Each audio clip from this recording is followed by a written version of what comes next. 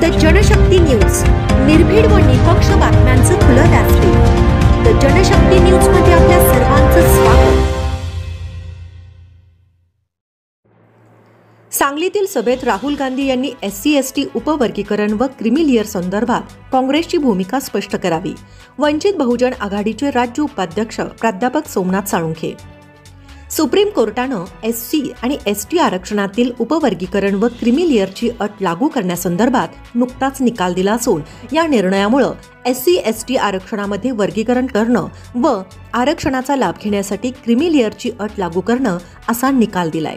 या निकालानंतर काँग्रेस शासित तेलंगणाचे मुख्यमंत्री व कर्नाटकचे मुख्यमंत्री यांनी या निर्णयाचं स्वागत करून आपल्या राज्यामध्ये या निर्णयाची अंमलबजावणी करण्याची घोषणा केली।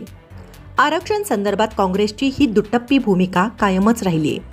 आरक्षणवाद्यांच्या विरोधामध्ये भारतीय जनता पार्टी कायमच भूमिका घेत आली आहे।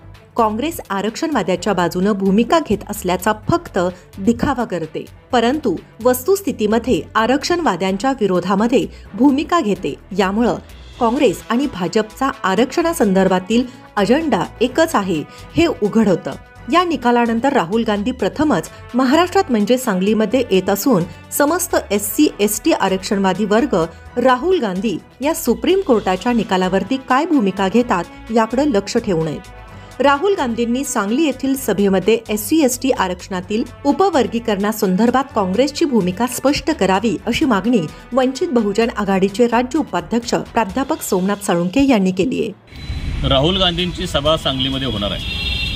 वंचित बहुजन आघाडीच्या वतीनं आम्ही अशी मागणी करतो की या सभेमध्ये राहुल गांधींनी SC/ST मध्ये जे उपवर्गीकरण होणार आहे आणि जी नॉन क्रिमिलेअरची अट लागू होणार आहे या संदर्भामध्ये काँग्रेसची भूमिका स्पष्ट करावी। काही दिवसापूर्वी सुप्रीम कोर्टाने दिलेल्या निकालान्वये SC/ST मध्ये ज्या जाती आहेत त्याच्यामध्ये वर्गीकरण करण्याचं आणि या समूहामध्ये आरक्षणाचा लाभ घेण्यासाठी नॉन क्रिमिलेअरची अट लागू करण्यासंदर्भामध्ये निकाल दिला।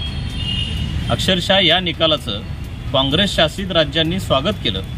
विशेषतः तेलंगणाचे मुख्यमंत्री, कर्नाटकचे मुख्यमंत्री यांनी या निर्णयाचं स्वागत करून याची अंमलबजावणी आपल्या राज्यामध्ये करण्याची घोषणा त्यांनी केली।